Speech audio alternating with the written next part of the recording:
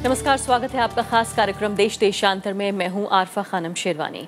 HRD ministry के जरिए गठित की गई हरि गौतम समिति ने यूनिवर्सिटी ग्रांट्स कमीशन यानी कि यूजीसी को पूरी तरह भंग करने की सिफारिश की है। हालांकि केंद्र सरकार ने कहा है कि अभी इस बारे में कोई अंतिम फैसला नहीं लिया गया है, लेकिन जाहिर है बहस छिड़ गई है, सवाल उठ रहे हैं, खासकर कमेटी के ये कहने के बाद कि अब यूजीसी में किसी तरह के बदलावों से बात नहीं बनेगी, बल्कि इसे पूरी तरह से खत्म करना होगा। लगभग 60 साल पुरानी ये संस्था क्या अपने मकसद में कामयाब हो पाई है? क्या यूनिवर्सिटीज को फंड करना और उच्च शिक्षा की गुणवत्ता को बनाए रखने का जो उसका काम मिला था, क्या उसे यूजीसी ठीक से कर पाई है, या फिर सिर्फ राजनीति और राजनीतिक दलों, राजनेताओं के हाथों इस्तेमाल हुई है? लेकिन क्या इस सब का इलाज पूरी संस्था को सिरे से भंग करना होगा, या फिर जो बीमारी है उसकी असली वजह जानने के बाद उसका इलाज करना होगा?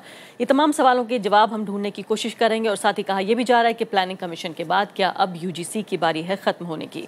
मेरे साथ प्रोफेसर पूर्वानंद यहाँ पर मौजूद हैं, डिपार्टमेंट ऑफ हिंदी से आते हैं, faculty of arts, university of Delhi. दूसरे खास मेहमान हैं प्रोफेसर हरीश खन्ना, जो कि सेक्रेटरी हैं Delhi university teachers association due to के। एम अंसारी साहब में प्रोफेसर होने के साथ साथ मेंबर हैं इस वक्त यूजीसी के। और साथ ही मेरे साथ मदन मोहन जैरा साहब हैं, जो कि ब्यूरो चीफ हैं हिंदुस्तान अखबार के। सभी मेहमानों का बहुत बहुत स्वागत है। एम अंसारी साहब, सबसे पहले शुरुआत आपके साथ कि जिस तरह जितने सारे सवाल उठाए हैं इस कमेटी की रिपोर्ट में फ़िलहाल, और जो कुछ सिफारिशें कहने की कोशिश की गई है, पहले सवालों पे आते हैं कि क्या आप इस बात से सहमत हैं जो सवाल उठाए गए हैं कि किस तरह से इनएफिशिएंट रही है यूजीसी अपने काम करने में पिछले 60 सालों में? देखिए, ये यूजीसी इनएफिशिएंट है या एफिशिएंट है, इसकी तो पूरी तरह से गौतम कमेटी ने असेसमेंट की ही नहीं है। लेकिन कुछ ऐसी चीज़ों को लेकर के उन्होंने बात की है जो मेन यूजीसी का उद्देश्य रहा है, और वो ये कि फंडिंग ऑफ यूनिवर्सिटीज़ और मेंटेनेंस ऑफ स्टैंडर्ड्स। तो अगर फंडिंग की हम बात करें तो हम सबसे खास बात जो इसमें कही गई है, माफ़ कीजिएगा, कि पहली बात जो उसका मैंडेट था, जो उसको काम दिया गया था, वो करने में नाकाम रही है। और दूसरी बात ये कही गई है कि जो इमर्जिंग डाइवर्स कॉम्प्लेक्सिटीज़ हैं, जो पिछले 60 सालों में शिक्षा के क्षेत्र में जो तब्दीलियाँ आई हैं, उससे दो चार होने में नाकाम रही है। देखिए, इसी नाकामी के ऊपर मैं बात कर रहा हूँ। पहली बात तो इस गौतम कमेटी ने कोई इस तरह के यार्डस्टिक या मेजर्स इन्होंने इवॉल्व नहीं किए जिससे कि वो पूरी तरह से वो एसेस किया जा सके कि यूजीसी इन इटसेल्फ कहाँ कहाँ ये कामयाब हुई है, नाकाम हुई है। तो पहली बात तो ये कि अगर उनका जो ये सजेशन है तो उसके लिए बहुत ही कोई साउंड बेसिस नहीं है, और जो कुछ भी हम देख रहे हैं आजकल उसकी नॉन परफॉर्मेंस के बारे में, ये कोई इमीडिएटली 1 साल 2 साल की पैदावार नहीं है जैसा आपने कहा कि 60 सालों से, बल्कि हम शुरू से ही यूजीसी के बारे में सुनते आ रहे हैं कि यूजीसी बहुत से मामलों में एफिशिएंट है, खास करके यूनिवर्सिटी कॉलेजेस को एडिक्वेट फंडिंग नहीं जाती। दूसरी ये कि जो मेंटेनेंस ऑफ स्टैंडर्ड्स है उस मामले में जो इनकी रेगुलेटरी पॉलिसी रही है वो कुछ बहुत अच्छी नहीं रही है, जिसकी वजह से तमाम यूनिवर्सिटी कॉलेज अपनी मनमानी कर रहे हैं और कमर्शलाइजेशन हो रहा है, इंफ्रास्ट्रक्चर नहीं है और क्वालिटी ऑफ एजुकेशन नहीं है, जिसकी वजह से अनएम्प्लॉयड ग्रेजुएट्स भी होते हैं। तो ये कई चीज़ें हैं जिसकी वजह से मैं समझता हूँ कि एक डिससेटिस्फेक्शन रहा है। लेकिन मैं एक बात लेकिन इस बीच क्या कुछ अच्छे पॉइंट्स भी जो आप बताना चाहेंगे जो पिछले 60 सालों में यूजीसी ने किए हैं? नहीं, बहुत सारी। एक तो ये कि जो यूनिवर्सिटी सिस्टम जो एक्सपेंड हुआ है, दुनिया का सेकंड लार्जेस्ट सिस्टम है, और दूसरी ये कि बहुत सारी जो रेगुलेटरी मैकेनिज्म है उसके ऊपर काफ़ी अमल दरामद भी हो रहा है और हुआ है। लेकिन कुछ कमियां हैं, मैं उसको पूरी तरह से मानता हूं। लेकिन मैं पहली बात पे आना चाहूँगा कि गौतम कमेटी का जो मैंडेट था वो ये था कि ये सजेस्ट करें कि रीस्ट्रक्चरिंग और स्ट्रेंथनिंग ऑफ यूजीसी के बारे में था, और इसी को सिरे से उन्होंने खारिज कर दिया कि रीशेपिंग और रीस्ट्रक्चरिंग से काम नहीं चलेगा। किसी भी तरह की अगर ये एक्सरसाइज हम करते हैं, उसमें मॉडिफाई करते हैं, तो वो एक फुटाइल एक्सरसाइज होगी, बेकार एक्सरसाइज होगी। तो मैं समझता हूँ कि गौतम कमेटी को जो मैंडेट दिया है उससे वो हट करके उन्होंने सीधे ये कहा कि इसको स्क्रैप कर देना चाहिए, भंग कर देना चाहिए, जो मैं समझता हूं कि ये हो नहीं सकता। आपने इशारा किया, ये कहने की कोशिश तो नहीं कर रहे हैं कि उनको ऐसा कहने के लिए कहा गया? क्या पॉलिटिकल लीडरशिप ये चाहती है? ये तो खैर कहना बहुत मुश्किल होगा, इसलिए कि हमें इसका कोई इल्म नहीं है। लेकिन मैं ये आपसे कहना चाहूँगा, जैसे आपने कहा कि हो सकता है कि प्लानिंग कमीशन की तरह इसको भी किया जाए, तो बताना ये चाहूँगा कि मैं प्लानिंग कमीशन में भी काम कर चुका हूँ। प्लानिंग कमीशन एक स्टैट्यूटरी ऐसी बॉडी नहीं है थी जिसकी वजह से उनको जैसे चाहा उन्होंने एडमिनिस्ट्रेटिव डिसीजन से उनको बदल दिया। लेकिन यूजीसी जो है वो एक एक्ट के तहत बाय एक्ट ऑफ पार्लियामेंट है, और इसमें किसी भी कोई तरह की कोई तब्दीली आएगी तो वो हमें पार्लियामेंट के पास जाना होगा और पार्लियामेंट में आप जानती हैं कि किस तरह की दुश्वारियों का सामना करना होगा, इसलिए कि हमारा जो सिस्टम है बहुत ही काफ़ी डाइवर्स है। तो मैं ये कहना चाहूँगा कि पहली बात तो ये कि गौतम कमेटी अपने मैंडेट से हट करके दूसरा एक रिकमेंडेशन दिया कि हायर एजुकेशन अथॉरिटी होनी चाहिए, और अगर वो अथॉरिटी बनने की तरफ कोई पहल भी किया जाए तो मैं समझता हूँ कि ये इतना आसान काम नहीं होगा, इसलिए कि पिछली गवर्नमेंट ने भी, यूपीए सरकार ने भी 5 बिल्स जो हैं वो उन्होंने लोकसभा में ले गए, लेकिन उसमें कहीं कामयाबी शुरुआती एक सवालों का दौर जरूर ले लेते हैं। प्रोफेसर अपूर्वानंद, कई बातें महत्वपूर्ण है, इसमें यह भी देखना होगा कि 1956 में जब यूजीसी बनाई गई तब सिर्फ 500 कॉलेजेस और 20 यूनिवर्सिटीज़ थीं। आज 800 यूनिवर्सिटीज़ हैं, 38,000 कॉलेजेस हैं। जिस कॉम्प्लेक्सिटी का जिक्र हो रहा है, जिस डाइवर्सिटी का जिक्र हो रहा है, डाइवर्स जो कॉम्प्लेक्सिटीज़ हैं, उससे पूरी तरीके से लड़ने में या उससे पार पाने में नाकाम रही है यूजीसी। क्या इस बात को मानना होगा, या फिर जिस तरह से अभी कह रहे हैं अंसारी साहब कि ऐसा नहीं है कि तमाम खामियां ही खामियां हैं? नहीं, अंसारी साहब की बात बिल्कुल ठीक है कि अगर खामियां होती तो इस देश का विश्वविद्यालय व्यवस्था जो इस देश की है वो इतनी विस्तृत नहीं हुई होती। लेकिन लोग रैंकिंग को दलील बनाते हैं। वह एक अलग मसला है। लेकिन इस बात को ध्यान में रखा जाना चाहिए कि समय गुजरने के साथ ये पूरी संरचना काफ़ी जटिल हो गई है, काफ़ी पेचीदा हो गई है, और मसला अब सिर्फ यूनिवर्सिटी ग्रांट्स कमीशन का नहीं रह गया है। क्योंकि अगर आप उच्च शिक्षा का जिक्र करेंगे तो उच्च शिक्षा को नियंत्रित करने के लिए या उच्च शिक्षा को रेगुलेट करने के लिए अनेक दूसरी संस्थाएं अब काम कर रही हैं। जब तक आप उन दूसरी संस्थाओं के बारे में बात नहीं करेंगे तब तक बीमारी कहाँ है ये समझ में नहीं आएगा। इसलिए यूपीए ने जो यशपाल समिति बिठाई थी, और यशपाल समिति को भी पहले यही काम दिया गया था कि यूजीसी के बारे में वो बात करें, लेकिन प्रोफेसर यशपाल ने जाकर मंत्री को यह कहा कि मामला यूजीसी का है ही नहीं, मामला है आपकी उच्च शिक्षा में बीमारी क्या है, और बीमारी उच्च शिक्षा में है फ्रैगमेंटेशन की। इतना ज़्यादा पॉलिसी लेवल पर फ्रैगमेंटेशन है, एक बॉडी दूसरी बॉडी से बात नहीं कर पाती है, इसलिए किसी को नहीं पता है कि आप उच्च शिक्षा को समग्र ढंग से कैसे देखेंगे। तो मामला यह है कि उच्च शिक्षा को समग्र ढंग से देखने की निगाह हम खो बैठे हैं, और वो हमें देखना पड़ेगा। अब स्टैंड अलोन इंस्टीट्यूशंस हैं, ऐसे डीम्ड टू बी यूनिवर्सिटीज़ हैं, सेंट्रल यूनिवर्सिटी है, स्टेट यूनिवर्सिटी है, प्राइवेट यूनिवर्सिटीज़ हैं, तो रेंज बहुत बड़ा है। और दूसरे AICTE है, फिर टीचर एजुकेशन को रेगुलेट करने वाली बॉडी है, फिर आर्किटेक्चर को रेगुलेट करने वाली बॉडी अलग है, लीगल एजुकेशन को रेगुलेट करने वाली बॉडी अलग। अगर हम यूनिवर्सिटी नाम के किसी कॉन्सेप्ट को लेते हैं तो वो एक ऐसी चीज़ है जिसमें पूरा रेंज होना चाहिए नॉलेज एरियाज़ का, लेकिन उसे हम भूल गए और हमने अलग अलग बॉडीज बना दी जिनका एक दूसरे से कोई संवाद नहीं है। और उसके बाद हम ये कह रहे हैं कि हमारी पूरी शिक्षा व्यवस्था गड़बड़ है। तो शायद फिर आप इनसे सहमत हो रहे हैं। हम दूसरी बात कह रहे हैं कि हमने यशपाल समिति में जो सुझाया एक यूनिफाइड बॉडी होनी चाहिए जो पूरे हायर एजुकेशन का ख्याल रखे, उसकी गुणवत्ता पर ध्यान दे। तो आप ऐसा लग रहा है कि सहमत हो रहे हैं इनकी बात? इसलिए कि यशपाल समिति ने ठीक यही सुझाव दिया था कि National Commission for Higher Education and Research जैसी एक बॉडी क्रिएट करनी चाहिए, लेकिन उसकी फिलॉसफी अलग थी। यशपाल समिति यह कह रही थी कि आप रेगुलेट करने पर जोर देने से ज्यादा ऑटोनॉमी पर जोर दें। सारे इंस्टीट्यूशंस को आप कितनी ज़्यादा ऑटोनॉमी दे सकते हैं, और इसलिए कि आप एक ऐसी बॉडी बना सकते हैं जो उस ऑटोनॉमी को के लिए रास्ता बना सके, हमवार कर सके। लेकिन यहाँ जोर रेगुलेशन पर है, यहाँ जोर इसको और सख्त बॉडी बनाने पर है। दोनों की फिलॉसफी में, दोनों के फलसफे में बहुत अंतर है। यशपाल समिति का स्वायत्तता पर जोर था, जिसमें सारी यूनिवर्सिटी, सारे एजुकेशनल इंस्टीट्यूशन स्वायत्त हों, उनको आज़ादी हो अपना करिकुलम तय करने की, अपने एडमिशंस, अपने अपॉइंटमेंट, सब कुछ तय करने की। लेकिन अभी का जो माहौल है वह माहौल एक तरह की यूनिफिकेशन का है, वह माहौल यूनिफॉर्म बनाने का है, वह माहौल सेंट्रलाइजेशन का है, और उस माहौल में यह रिकमेंडेशन आ रहा है। जी ठीक है। प्रोफेसर हरीश खन्ना, हम जानते हैं ये बात किसी से छिपी नहीं है कि किस तरह से जो फेवरेट, जो पसंदीदा ब्यूरोक्रेट्स हों या दूसरे लोग हों जिनको कि रिटायरमेंट के बाद बेहतर पोजीशन देनी है, तमाम राजनीतिक दलों में, इसमें किसी एक पॉलिटिकल पार्टी का नाम नहीं लिया जा सकता, किस तरह से यूनिवर्सिटीज़ को उनकी उनके लिए, उनको रखने के लिए वहाँ पर पोस्ट रिटायरमेंट उनको फेवर्स दिए गए। इसके अलावा किस तरह से जो हमारे कैंपसेस हैं वो पॉलिटिक्स के कितने बड़े अड्डे बन गए। क्या इस सब के बावजूद आपको नहीं लगता कि लगातार ऑटोनॉमी का जिक्र हो रहा है, लगातार हार्वर्ड और ऑक्सफोर्ड का जिक्र हो रहा है कि किस तरह से ऑक्सफोर्ड के वाइस चांसलर ने सीधे तौर पर मानने से इनकार कर दिया था ब्रिटेन के प्राइम मिनिस्टर की बात को। क्या इस तरह की ऑटोनॉमी को जब हम आदर्श मानते हैं और जिस तरह का पॉलिटिकल सियासी जो पूरा खेल अपनी यूनिवर्सिटीज़ में हम देखते हैं, क्यों ना यूजीसी को भंग कर दिया जाए? देखिए, ये जो आप जो एक कमीशन की बात कह रही हैं, ये जो नया आयोग ये बनाने जा रहे हैं और यूजीसी को भंग करने की बात कह रहे हैं, मैं बिल्कुल कतई इससे सहमत नहीं हूँ। आज जो भी चीज़ होनी चाहिए, मैं ये जानना चाहता हूँ इसमें फ़र्क क्या है। ब्यूरोक्रेसी का रोल जो है उसमें और ज़्यादा बढ़ेगा।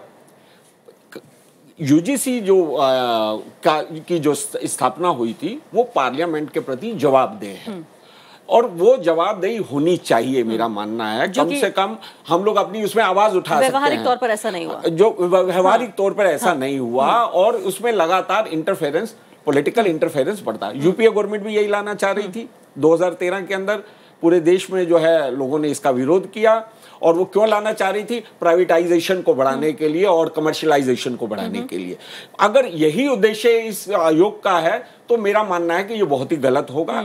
हमें यूजीसी को किस तरह स्ट्रेंथन करना है, यूजीसी के अंदर जो कमियां हैं उनको कैसे दूर करना है। अब आप बताइए, यूजीसी में मैं बिल्कुल सहमत हूं अपने दोनों वक्ताओं से जो पूर्व मेरे बोले कि यूजीसी के अंदर बहुत खामियां हम मानते हैं, खुद मानते हैं, पर उन खामियों को दूर करने के लिए आप कोशिश कीजिए। ये नहीं है कि उसको भंग कर दीजिए। नहीं, ऐसा तो नहीं है प्रोफेसर खन्ना कि एक 60 साल पुरानी चुकी बॉडी है और नेहरू के दौर की एक याद दिलाती है किस तरह से नए भारत में सब कुछ संस्थाएं बन रही, तो एक तरह का रोमांटिसिज्म है यूजीसी को लेकर, इसलिए हम नहीं चाहते कि ये खत्म हो। देखिए, जो उद्देश्य हमारा होना चाहिए उस उद्देश्य को सामने केवल नाम बदल देने से आप जो है ये प्राइवेटाइजेशन और कमर्शियलाइजेशन करना चाहते हैं और मेरा मानना है ये एजेंडा है इसके अंदर जो हम लोग नहीं चाहते। तो नई बॉडी बना के वो आसान हो जाएगा, वो आसान हो जाएगा। उसमें डायरेक्ट ब्यूरोक्रेसी का रोल हो जाएगा, कोई जवाबदेही नहीं होगी, आप टीचर्स को कोई स्वायत्ता नहीं होगी कि वो इस चीजों के खिलाफ आवाज। लेकिन ये तो बड़े मैंडेट की सरकार है, चाहे इसी में तब्दीली ला सकती है, बड़े मैंडेट की सरकार है। मैं यही आपसे कह रहा हूं कि ये जो चीजें हो रही हैं इसके अंदर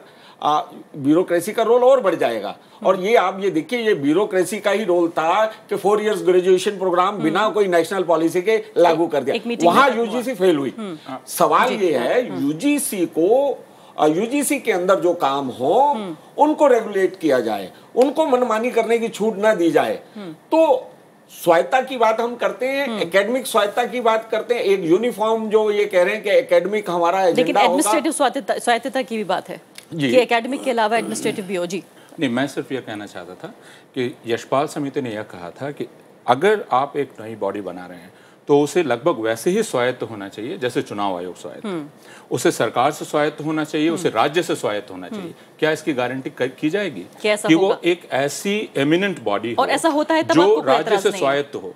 अगर ऐसी बॉडी होगी तो मुझे कोई एतराज नहीं होगा। मदन मोहन जैरा जी, बताइए, आपने तमाम जो हमारे स्पीकर्स हैं, जो मेहमान हैं, उनकी तमाम की बातें सुनी हैं और देख रहे हैं आप अलग अलग पॉइंट ऑफ व्यूज़ हैं। अभी फिलहाल प्रोफेसर खन्ना ये कह रहे हैं कि शायद ज़्यादा ब्यूरोक्रेसी बढ़ेगी, ज़्यादा बाबूगिरी बढ़ेगी। हालांकि यूजीसी के खिलाफ जो बड़ा आर्ग्यूमेंट एक दिया जाता है, एक बड़ी दलील वो ये है कि ये सुपर ब्यूरोक्रेटिक ऑर्गेनाइजेशन बन गया था और शायद इसका इसीलिए टूटा जाना, भंग होना ज़रूरी था। आपका क्या ख्याल है? देखिए, मेरा मानना है कि आज हमें हायर एजुकेशन में एक रेगुलेटर की ज़रूरत है। वो रेगुलेटर बहुत ही कठोर होना चाहिए। देखिए, जब यूजीसी बनाता तब उसमें 3-4 कॉलेज थे या 10 कॉलेज थे, ऐसे कॉलेज थे। कठोरता से क्या मतलब है आपका? नहीं, आज आप ये बताएं कि सबसे पहले आप 200-250 करीब प्राइवेट यूनिवर्सिटी हो गई हैं। आप अगर टेक्निकल एजुकेशन की हम बात करें तो 80-90% टेक्निकल एजुकेशन प्राइवेट सेक्टर में है, लेकिन उसको रेगुलेट करने वाला कोई नहीं है। जो एजेंसियाँ रेगुलेट करने वाली हैं तो फेल हो चुकी हैं। यूजीसी हायर एजुकेशन को, यूनिवर्सिटीज़ को रेगुलेट करने में फेल रही है। उसको ये अधिकार दिए जाने चाहिए, उसको और पावर मिलनी चाहिए, ये बात ठीक है। लेकिन वो ठीक है, हमें नहीं कहना कि यूजीसी कुछ नहीं कर रही है। यूजीसी कर रही है, यूजीसी नेट परीक्षा करती है, यूजीसी स्कॉलरशिप बांटती है, यूजीसी रिसर्च प्रोजेक्ट पे काम कर रही है, यूजीसी और भी आजकल बहुत सारी जैसे वोकेशनल एजुकेशन की तरफ डाइवर्ट हो रही धीरे धीरे। ये सब ठीक है, लेकिन हमारा ये कहने का मतलब है कि आज एक कोई बैचलर डिग्री लेता है, 4 साल की डिग्री होती है, 3 साल की डिग्री होती है, और किसी प्राइवेट यूनिवर्सिटी में जाता है तो कम से कम 10 लाख रुपए उस पर खर्च होता है पढ़ाई में। लेकिन उसके बाद उसकी कोई क्वालिटी नहीं है, कोई गुणवत्ता नहीं है, उस स्टूडेंट को बाहर कोई जॉब मिल जाएगा इसकी कोई गारंटी नहीं है। अभी मैकिन्सी की जो रिपोर्ट आई है 2-3 साल पहले, वो कहते हैं कि इंडिया में जो 90% ग्रेजुएट तैयार हो रहे हैं वो रोज़गार के लायक ही नहीं है। तो ऐसे में सवाल ये उठता है कि हमें आज एक रेगुलेटर चाहिए। तो क्या इस सब के लिए यूजीसी जिम्मेदार है? नहीं, यूजीसी हम ये नहीं कह रहे कि एक ऑर्गेनाइजेशन जिम्मेदार है, हम ये कह रहे हैं कि हमारी ओवरऑल पॉलिसी जिम्मेदार हैं। आज हमने लेकिन बात तो यहाँ पर स्क्रैपिंग की बात हो रही है यूजीसी की। क्या हम पूरा यूजीसी को स्क्रैप करके भंग करके रातों रात पूरा एजुकेशन सिस्टम जो है हायर एजुकेशन उसको बदल डालेंगे? नहीं, यूजीसी को स्क्रैप करने से समस्या हल होने वाली नहीं है।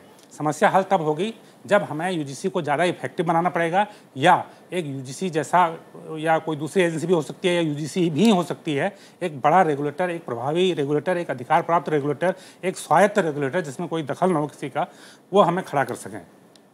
जी, यानी बहुत महत्वपूर्ण बात ये हो रही है कि जो बदलाव जिनकी ज़रूरत है, क्या उनके लिए सबसे महत्वपूर्ण सवाल ये है कि एक नई बॉडी की ज़रूरत है, या फिर वो जांचा परखा संस्थान जिसको शायद पिछले 60 सालों के दौरान हमने पाला है, उसकी खूबियां खराबियां हम सब जानते हैं। प्रोफेसर अंसारी, बात इस बात की हो रही है कि क्यों ना जो ऑटोनॉमी है, जो पोलिटिसाइजेशन हुआ, जो ऑटोनॉमी छीनी गई यूजीसी की, जिस तरह से एक प्ले फील्ड दिया गया पॉलिटिशियंस को, क्यों ना इन बीमारियों को दूर करने की कोशिश की जाए यूजीसी से, बजाय इसके कि एक नया संस्थान खड़ा करें और फिर 10-20 साल ये देखें कि आखिर वो कैसे काम करता है।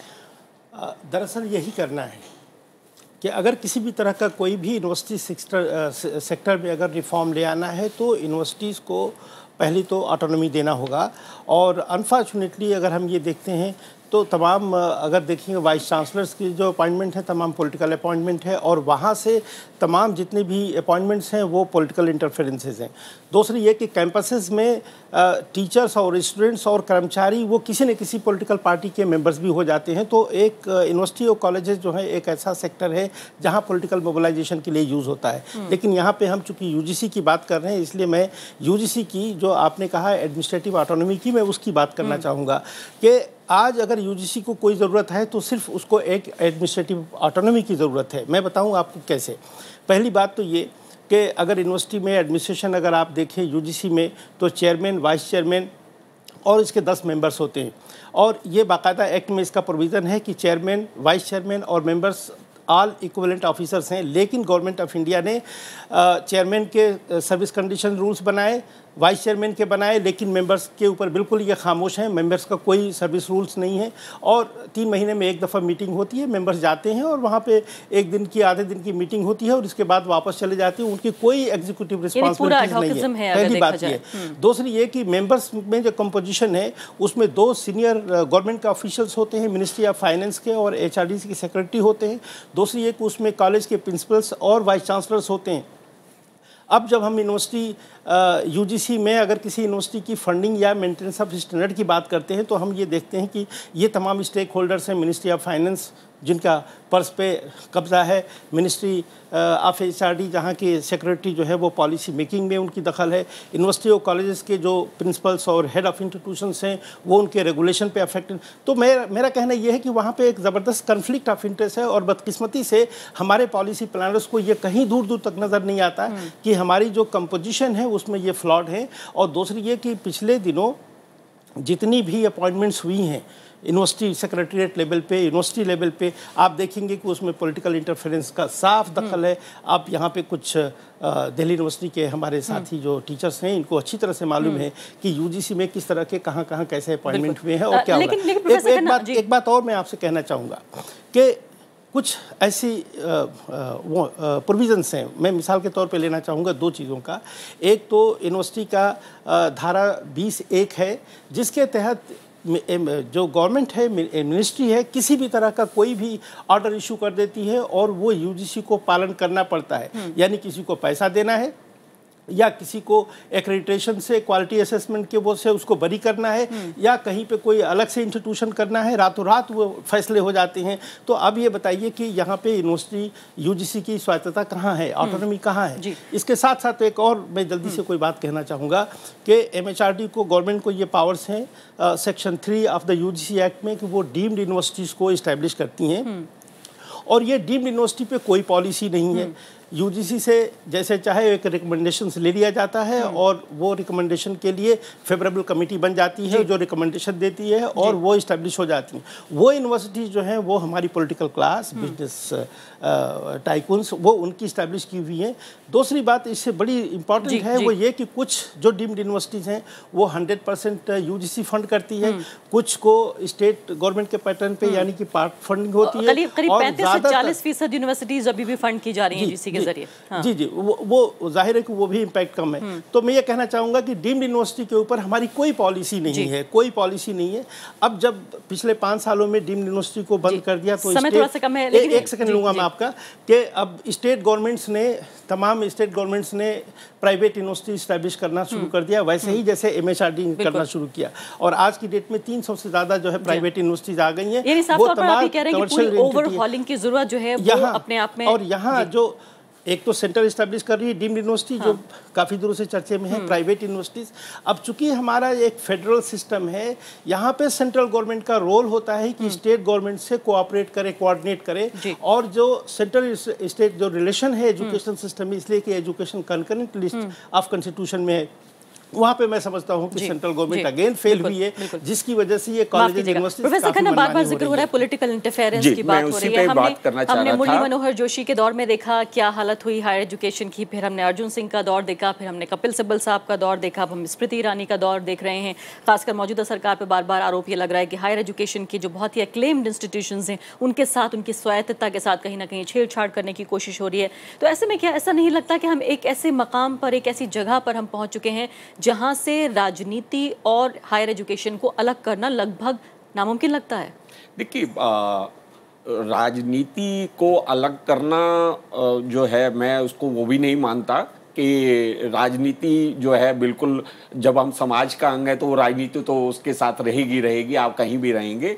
पर पॉलिटिकल इंटरफेरेंस जिस तरह से बढ़ रहा है ये बड़ा खतरनाक है कि जैसे फॉर एग्जांपल पिछली यूपीए गवर्नमेंट के टाइम कपिल सिब्बल को इस बिल को लाना था, तो इसके लिए उन्होंने जो वहाँ पर इस तरह की सोच के जो लोग थे, जैसे FYUP सब जानते हैं, ये यूपीए गवर्नमेंट का एक एजेंडा था और उसको वो ये लाए। वहाँ पर जो विरोध करने वाले थे उनको, योगेंद्र यादव थे, उनको बाहर ही निकाल दिया। ये है पॉलिटिकल। वहाँ यूजीसी का रोल हो सकता था कि हम नहीं निकालेंगे, मगर वहाँ ब्यूरोक्रेसी की वजह से उनको निकाल दिया गया। अब हो क्या रहा है कि एक तरफ तो पॉलिटिकल इंटरफेरेंस बढ़ रहा है यूजीसी में, अब आप इस आयोग को जो बना रहे हैं वहाँ क्या गारंटी होगी कि ये पॉलिटिकल, वहां तो डायरेक्ट इंटरफेरेंस होगा जो पार्लियामेंट की जवाबदेही भी नहीं है वहां।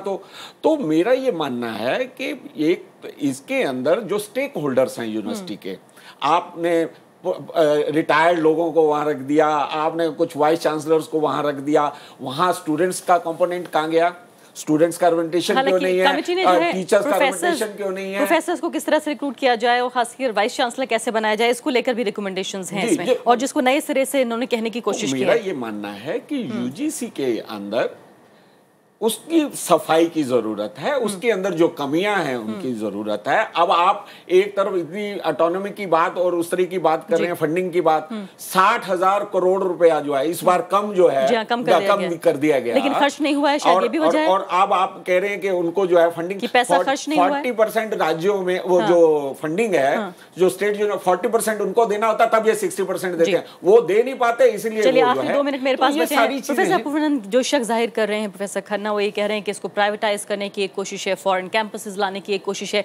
अगर सरकार चाहेगी तो ऐसे भी कर लेगी। इसके लिए एक नई संस्था, नई बॉडी बनाने की क्या जरूरत है? क्या आप इनका शक आपको ठीक लगता है? नहीं, मेरा थोड़ा मतभेद है, क्योंकि मैं जितना समझ पाया हूँ पिछले 10 वर्षों से, जैसे मैं देख रहा हूँ, मुझे लगता है एक पूरी अराजकता है। दायां हाथ नहीं जानता है कि बायां हाथ क्या कर रहा है, इसलिए जो षड्यंत्र वाली थ्योरी है वो थ्योरी मेरे हिसाब से काम नहीं करती है। अब जैसे इस सरकार ने शिक्षा नीति के लिए एक प्रक्रिया शुरू की है, लेकिन उसके पहले उसने यूजीसी पर यह समिति बना दी, फिर एक और समिति बना दी। इसका मतलब यह है कि आपकी कोई समन्वित सोच ही नहीं है। अगर आप शिक्षा नीति तैयार कर रहे हैं तो यूजीसी उसका हिस्सा होगी, यूजीसी पर कोई भी फैसला उसका हिस्सा होगा। मेरा यह कहना है कि हमें यह आदत डालनी चाहिए कि हम समग्र दृष्टि से देखना शुरू करें। दूसरे कि हम विश्वविद्यालयों को और उच्च शिक्षा के जितने संस्थान हैं, बल्कि उच्च शिक्षा के ही क्यों, स्कूली शिक्षा के भी, उन सबको हम सेल्फ रेगुलेटरी बॉडीज के रूप में देखने की आदत डालें। उसकी बजाय जब तक हम यह मानेंगे कि हमें रेगुलेट करना है, कंट्रोल करना है और सेंट्रलाइज करनी है चीज़ें बिगड़ेंगी। लेकिन जेरा जी कह रहे हैं कि एक कठोर संस्था की जरूरत है। मेरा ख्याल है कि जेरा जी जो उच्च शिक्षा की जटिलताएं हैं उनको और ध्यान से देखेंगे तो उनको समझ में आएगा। क्या आप कह रहे हैं कि यूजीसी का यूनिवर्सिटीज का जो रिश्ता है वो बदलना चाहिए, यूजीसी का और एमएचआरडी का जो रिश्ता है वो भी बदलना चाहिए? बिल्कुल बदलना चाहिए। मैंने जैसे शुरू में कहा कि यूजीसी या यूजीसी की जगह जो भी बॉडी आप लाएंगे वह बॉडी ऐसी होनी चाहिए जो राज्य से पूरी तरह से इम्यून हो, राज्य के जितने भी प्रभाव हैं उनसे वो सुरक्षित हो। खन्ना कह रहे हैं कि राजनीति से इतना बच पाना पॉसिबल राजनीति से बचना नहीं, मैं कह रहा हूँ राज्य से, मैं कह रहा हूँ राज्य के प्रभाव से, जो सरकार उस दिन चल रही है उसके प्रभाव से। बिल्कुल। आखिरी में 35 सेकंड बचे हैं। जेरा जी बताइए कि आखिर जो नई बॉडी अगर बनती है, जैसा कि लग रहा है कि माहौल पूरे तरीके से बन चुका है, तो कौन सी ऐसी 4-5 चीजें हैं जो आप चाहते हैं कि बदलनी चाहिए, नए तरीके से जुड़नी चाहिए, जिससे पूरा जो हमारा हायर एजुकेशन की जो पूरी तस्वीर है वो कुछ कम से कम प्रभावित हो, पूरी न बदले? मुझे एक बात समझ में आ रही है कि नई बॉडी बनाने की बात क्यों हो रही है। अगर ये करना ही था तो इस सरकार ने जो बिल पहले से पार्लियामेंट में पेंडिंग था, National Council for Higher Education, जो पिछली सरकार के कार्यकाल में पेश हुआ था, तो वो एक अच्छा आइडिया था। यशपाल कमेटी की रिपोर्ट के बाद उसे तैयार किया गया था और एक ऑटोनोमस बॉडी बननी थी। ये टीचर एजुकेशन और टेक्निकल एजुकेशन और विश्वविद्यालय एजुकेशन को मिला के एक बॉडी बननी थी, तो उसी को रिविजिट कर सकते थे ये लोग। एक पॉइंट तो ये हो गया। दूसरी बात है, अगर आपको इसमें बनाना ही है तो सबसे बड़ा इशू आज एजुकेशन की गुणवत्ता का है। तो गुणवत्ता को सबसे ज़्यादा फोकस करना चाहिए, क्योंकि आम आदमी से जुड़ी हुई चीज़ें वही है। जी बहुत बहुत शुक्रिया जेरा जी। आपका तो साफ तौर पर कहा जा रहा है कि यूजीसी जिसका काम जो है वो क्वालिटी को, गुणवत्ता को मेंटेन करना था, वो सिर्फ और सिर्फ एक फंडिंग बॉडी बनकर रह गई है, जिसका काम है सिर्फ पैसा पहुंचाना यूनिवर्सिटीज़ तक, और जो मानक होने चाहिए, जो पैमाने हैं एजुकेशन के, शिक्षा के, कहीं ना कहीं वो लगातार गिर रहे हैं। लेकिन सबसे बड़ी बात, सवाल यही पैदा होता है कि क्या एक जांची परखी संस्था को पिछले 60 साल से जो काम कर रही है उसको सिरे से भंग कर देना इसका इलाज होगा, उसमें तब्दीली जो है वो इसका इलाज हो सकता है? इस पर जाहिर है बहस लगातार जारी रहेगी। इसी के साथ अभी के लिए इतना ही। नमस्कार, सभी मेहमानों का बहुत बहुत शुक्रिया।